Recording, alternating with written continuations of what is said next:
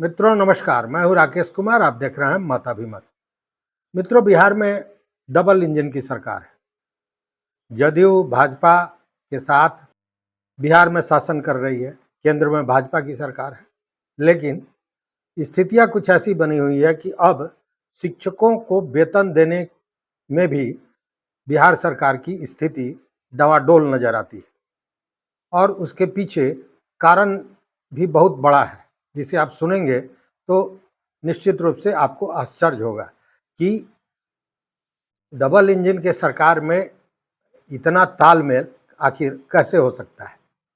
देखिए, है क्या कि चालू वित्तीय वर्ष में केंद्र से 1755 करोड़ का फंड अभी तक नहीं मिला है। और ये 1755 करोड़ का की जो राशि है, ये नहीं मिलने के कारण अब राज्य सरकार की स्थिति डवाडोल हो रही है। आखिर वो कहाँ से शिक्षकों को वेतन दे, कहाँ से शिक्षकों का वेतन भुगतान करे। अब इसके कारण सरकारी स्कूलों के जो शिक्षक हैं, उनके भुगतान में स्वाभाविक है कि परेशानी आएगी, और परेशानी हो रही है।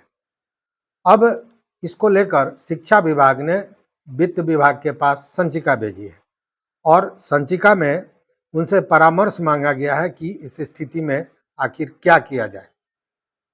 देखिए, शिक्षा विभाग द्वारा वेतन भुगतान को लेकर राज्य सरकार के अपने निधि से वेतन भुगतान के लिए राशि उपलब्ध करने का प्रस्ताव तैयार किया गया है। अब यह प्रस्ताव राज्य सरकार को दिया जाएगा। 12 अप्रैल को सेंट्रल प्रोजेक्ट अप्रूवल बोर्ड की एक बैठक हुई थी, और यह बैठक यह तय करती है कि कितना पैसा देना है। मतलब अप्रूवल उसी के द्वारा, इसी बोर्ड के द्वारा किया जाता है। और इस बैठक में शिक्षा पर 4758 करोड़ केंद्रांश देने की बात की गई थी। मतलब केंद्र द्वारा शिक्षा पर 4755 करोड़ रुपए देने की स्वीकृति प्रदान की गई थी। जबकि राज्यांश की बात अगर करें तो राज्यांश में 3172 करोड़ स्वीकृति मिली थी। मतलब राज्य सरकार को शिक्षा पर 3172 करोड़ देना था, जबकि केंद्र को 4758 करोड़ देना है। और इसी को लेकर शिक्षा विभाग द्वारा शिक्षकों के वेतन भुगतान को लेकर राज्य निधि से ही पूरी राशि को उपलब्ध कराने का प्रस्ताव तैयार किया गया है।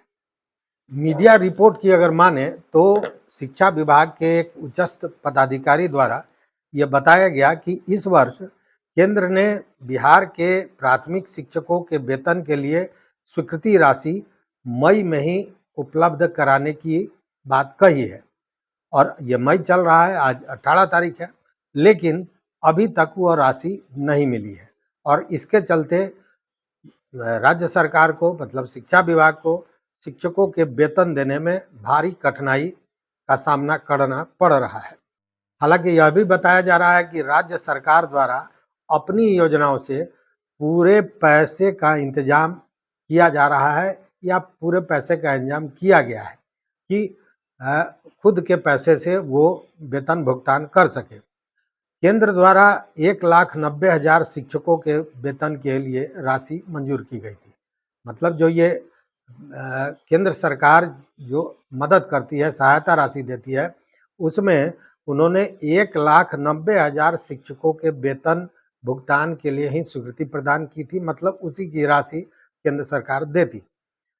और ऐसे में बाकी के सारे जो शिक्षक हैं, उनके वेतन की राशि का इंतजाम सरकार को, बिहार सरकार को, मतलब राज्य सरकार को करना है, और ये उनकी मजबूरी भी है। हालांकि ये जो डबल की इंजन की सरकार है, इसका तालमेल क्या है, वो इससे भी पता चलता है कि पिछले वित्तीय वर्ष में केंद्रीय स्कीम के तहत माध्यमिक शिक्षकों के लिए और उच्चतर माध्यमिक शिक्षकों के वेतनमान के लिए 899 करोड़ 38 लाख की स्वीकृति मिली थी। ये स्वीकृति दी गई थी, और ये पिछले वित्तीय वर्ष का है। लेकिन इसमें से जो केंद्रांश था 799 करोड़ 38 लाख रुपया, वह अभी तक राज्य सरकार को नहीं मिला है। तो स्वाभाविक है कि इतनी बड़ी राशि जब सरकार के पास नहीं आई है और उस पर ये वेतन देना है, नए-नए शिक्षकों की बहाली हुई है, ये सारी चीज़ें हैं, तो स्वाभाविक है कि राज्य सरकार को वेतन भुगतान के में परेशानी हो रही है। अभी तक जो केंद्रांश मिलना था, जिसके लिए कहा गया था कि मई में ही इसकी स्वीकृति की गई थी कि मई तक पैसा मिल जाएगा, अभी मई बाकी है लेकिन अभी तक पैसा नहीं मिला है और शिक्षकों का वेतन देना है। हालांकि राज्य सरकार ने अपने स्रोतों से, अपने योजनाओं से इस राशि की व्यवस्था की है, जैसा मीडिया रिपोर्ट बताता है। अब देखने वाली बात है कि केंद्रांश कब तक मिलता है, जबकि पिछले वित्तीय वर्ष का भी जो केंद्रांश था 799 करोड़ 38 लाख रुपया, वो अभी नहीं मिला है। और इस बार जो स्वीकृति दी गई है 4,758 करोड़, वह भी अभी तक प्राप्त नहीं हुआ है।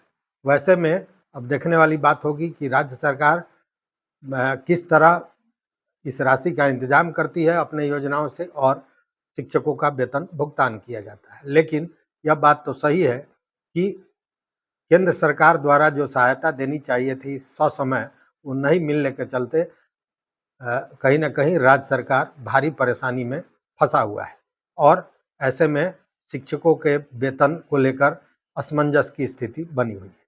खैर, अब देखने वाली बात होगी कि केंद्र सरकार से ये राशि कब तक उपलब्ध होती है और राज्य सरकार कब तक इस राशि का इंतजाम करके वेतन भुगतान करता है।